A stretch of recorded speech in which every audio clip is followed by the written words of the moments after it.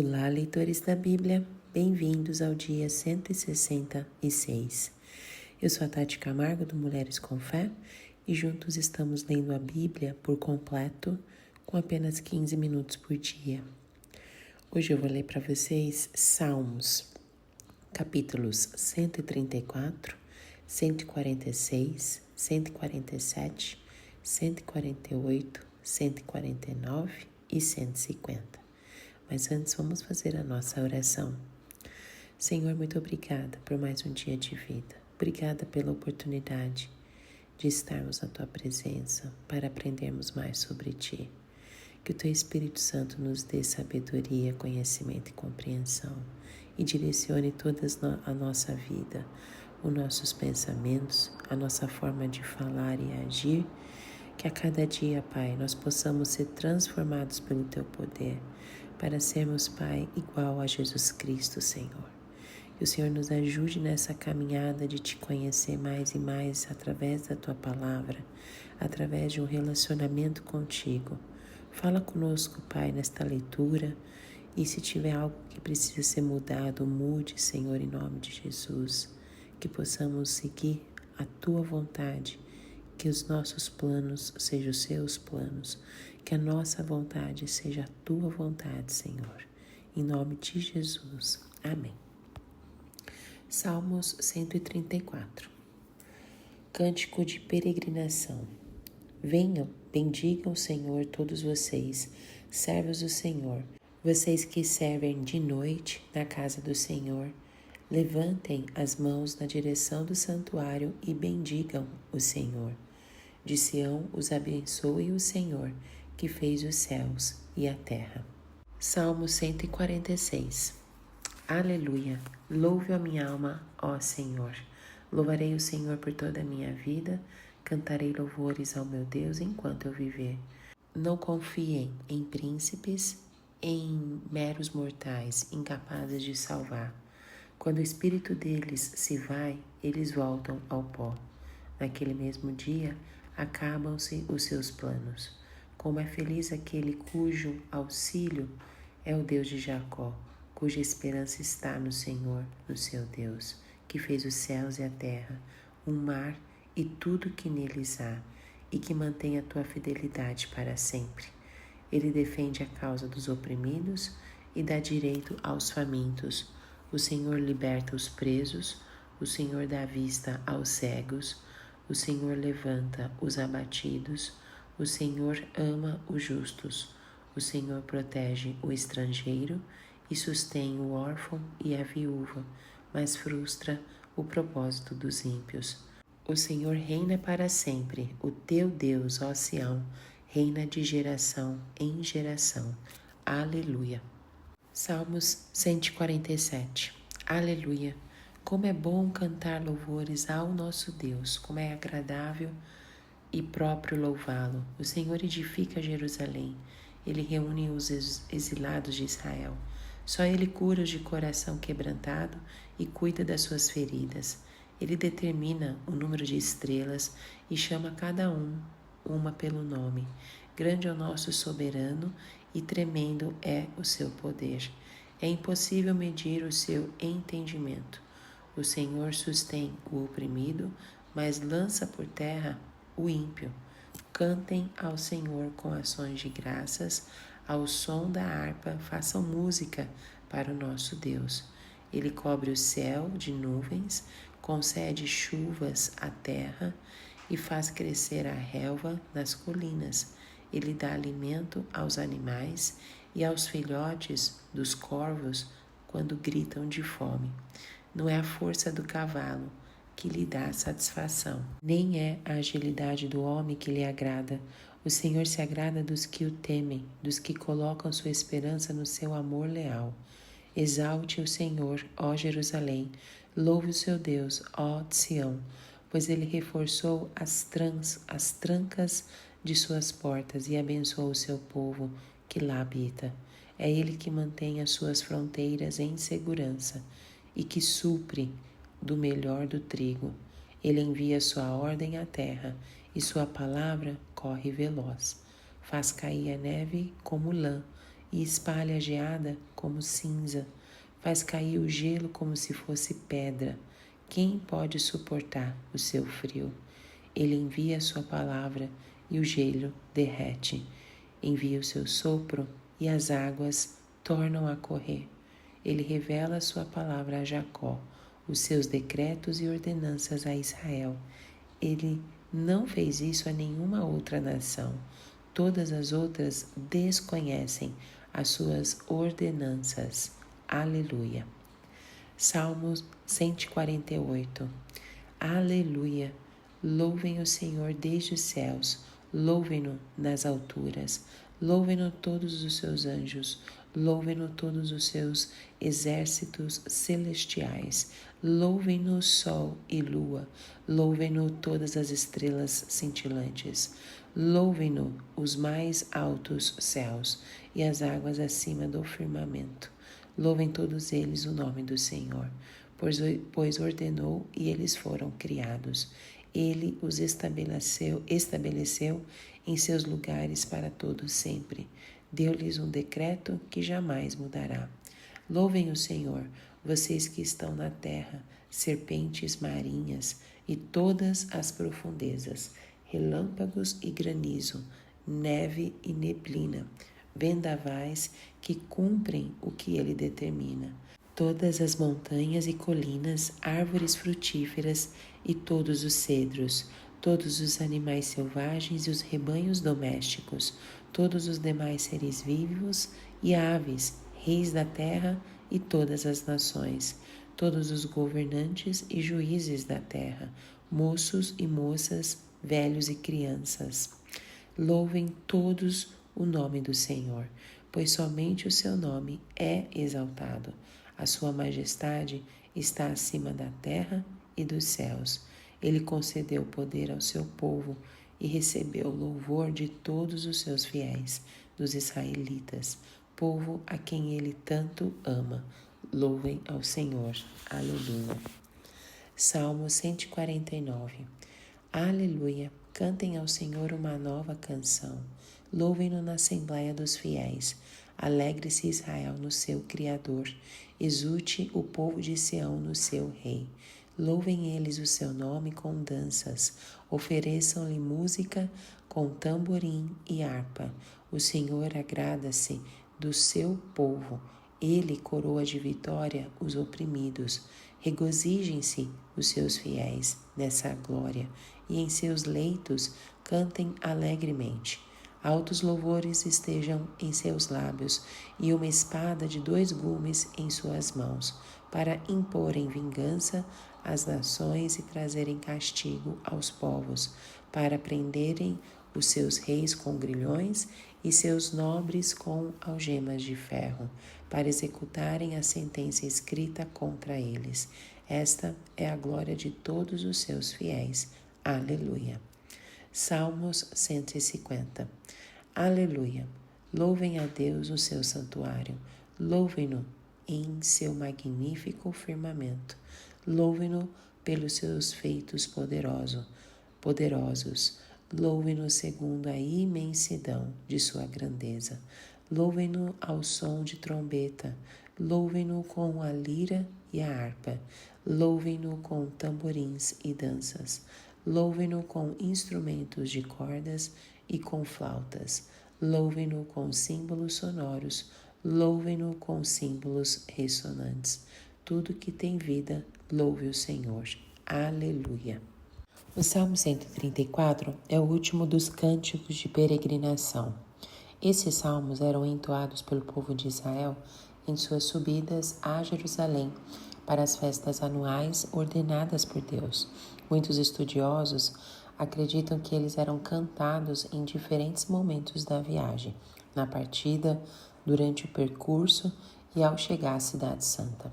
O Salmo 134 encerra este ciclo com uma nota de bênção e adoração. Não temos menção direta do autor, mas a sua composição é simples e profundamente litúrgica. Ele parece descrever uma cena no templo, possivelmente durante a despedida dos peregrinos. Historicamente, o salmo representa o encerramento da jornada espiritual e física do povo até Jerusalém. Teologicamente, aponta para a continuidade da adoração, mesmo quando os adoradores se dispersam. No versículo 1 diz assim: venham, bendigam ao Senhor todos vocês, servos do Senhor, vocês que servem de noite na casa do Senhor. O versículo abre com o chamado venham, bendigam ao Senhor. Os destinatários são os servos do Senhor. Provavelmente os levitas e sacerdotes que tinham turno noturno no templo. Esse chamado à adoração no turno da noite mostra que para Deus não há hora imprópria para ser louvado. Ao refletir sobre isso, nós podemos entender que adorar a Deus não deve ser uma atividade limitada a domingos ou eventos especiais. Assim como nós vimos no Salmo 34, a adoração é contínua. Bendirei o Senhor o tempo todo, mesmo nos turnos noturnos da nossa vida, momentos de silêncio, incerteza ou dor. Ele continua digno de louvor. O Salmo 146 é conhecido como Salmo de Aleluia. Os salmos com esse formato são do Salmo 146 até o 150, que nós lemos hoje. Cada um deles começa e termina com a expressão hebraica aleluia, traduzida em hebraico é haleluia, traduzida como aleluia ou louvai ao Senhor. A tradução judaica associa esse grupo de salmos ao louvor pleno e final como uma resposta da alma ao caráter redentor e soberano de Deus. Embora o salmo não mencione seu autor, mas muitos atribuem a sua autoria a Ageu e Zacarias, profetas do período pós-exílio. Se isso for correto, o cenário histórico é o retorno de Judá da Babilônia e a reconstrução do templo em Jerusalém. Nesse contexto, o salmo serviria como um chamado à confiança em Deus e não nos poderes políticos na época. Os versículos 1 e 2 começam assim: aleluia, louve a minha alma ao Senhor. Louvarei ao Senhor por toda a minha vida, cantarei louvores ao meu Deus enquanto eu viver. Esse salmo começa com essa exortação pessoal. O salmista não apenas convoca outros a louvar, mas chama sua própria alma ao louvor. É uma adoração que nasce do íntimo, não de um formalismo religioso. O louvor aqui não é passageiro, mas é um compromisso vitalício, enquanto eu viver. Ao refletir nesse trecho, percebemos que Deus não quer apenas momentos esporádicos de adoração, mas um estilo de vida que o glorifique em toda a estação da vida, seja de alegria ou dor. O Salmo 147 mescla louvor pela criação, pela providência e, sobretudo, pelo cuidado especial de Deus com Jerusalém e com seu povo. O pano de fundo histórico mais aceito é o período pós-exílico. Após o retorno da Babilônia, os israelitas passaram por um processo de restauração espiritual, moral e física. No comecinho do capítulo diz assim: aleluia, como é bom cantar louvores ao nosso Deus, como é agradável e próprio louvá-lo. O salmo começa com um convite entusiástico à adoração. O louvor é descrito como bom, agradável e apropriado.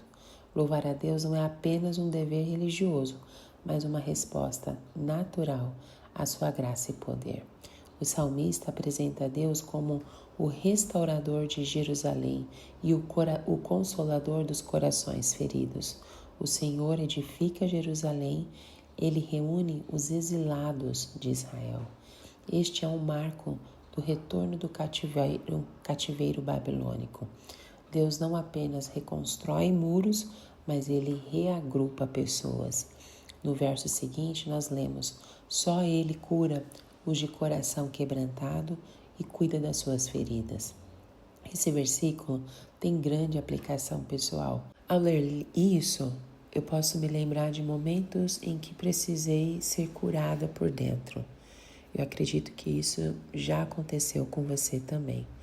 Deus não é apenas arquiteto de cidades, mas Ele é médico de almas. Em seguida, o salmista faz uma transição surpreendente. Ele determina o número de estrelas e chama cada uma pelo nome. É como se dissesse: o mesmo Deus que se importa com os feridos também é o Criador imensurável do universo. O Salmo 148, diferente de outros salmos que abordam lamentações ou exortações, este é inteiramente voltado à adoração universal. Ele não apresenta autor identificado, mas sua linguagem e teologia indicam um contexto pós-exílico, onde a centralidade do templo e da adoração comunitária foi restaurada, especialmente após o retorno da Babilônia.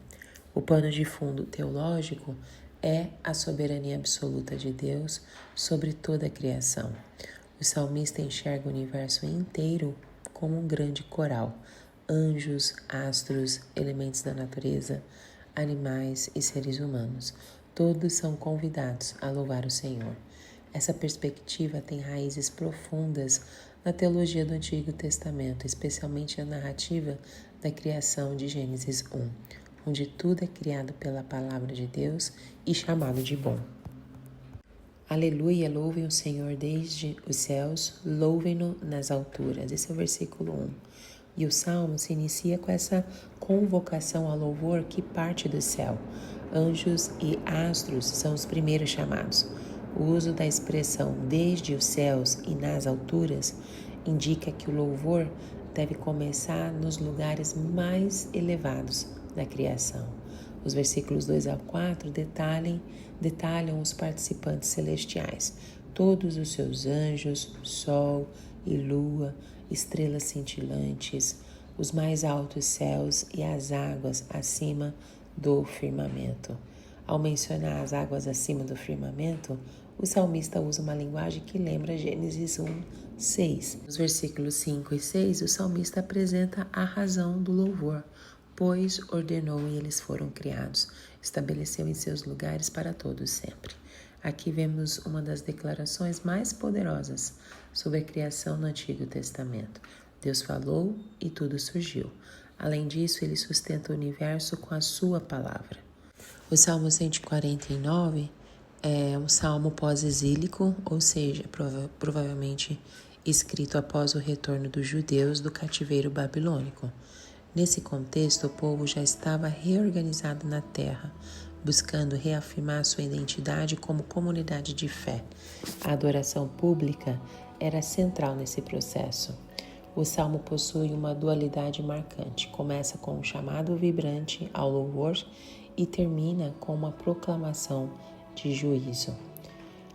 No versículo 1 diz assim: cantem ao Senhor uma nova canção, louvem-no na Assembleia dos Fiéis.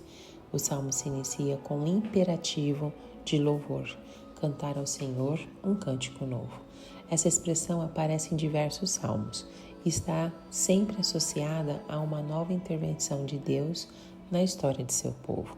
Aqui provavelmente remete à restauração pós-exílica. Um novo tempo pedia uma nova canção. Este salmo também tem um forte tom escatológico, apontando para o juízo final. As imagens apresentadas nesses salmos de prisão, juízo e sentença se alinham ao que vamos ver ainda, nas nossas leituras em Apocalipse 19 e em Judas capítulos 14 e 15, onde os santos acompanham Cristo na derrota final do mal.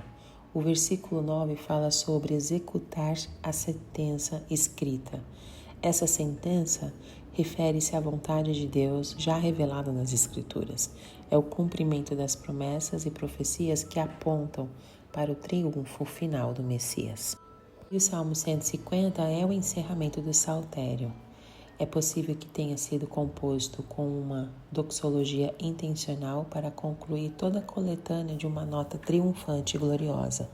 Enquanto o Salmo 1 apresenta a porta da sabedoria e da obediência, o Salmo 150 escancara os portões da adoração total e cósmica. O contexto histórico desse salmo está intimamente ligado ao culto público em Israel, especialmente no templo. Era um tempo de renovação, de olhar para trás e reconhecer os feitos de Deus, e ao mesmo tempo de olhar para frente com esperança e fé. Aleluia, louvem a Deus no seu santuário, louvem-no no seu poderoso firmamento. A primeira pergunta respondida por este salmo é: onde Deus deve ser louvado? O salmista apresenta dois lugares complementares, o santuário e o firmamento. O santuário representa o templo, o local do culto visível e terreno. Já o firmamento aponta para o céu, onde habita a glória de Deus. O verso 2 responde à pergunta: por que devemos louvá-lo? Louvem-no pelos seus feitos poderosos, louvem-no segundo a imensidão da sua grandeza. O louvor é motivado por dois fundamentos: o que Deus faz, seus feitos poderosos, e o que Ele é, a sua grandeza.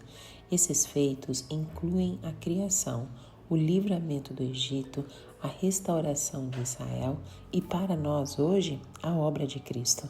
A grandeza divina transcende qualquer medida. Ela é infinita, santa e gloriosa. Quando nós lemos esses versículos, nós podemos perceber que a adoração não começa com a gente, com o nosso estado emocional ou com as nossas circunstâncias. Ela começa com Deus, com seu caráter e as suas ações redentoras. Assim como vamos ver em Apocalipse, o louvor eterno no céu é centrado em quem Deus é e no que Ele fez. Amém.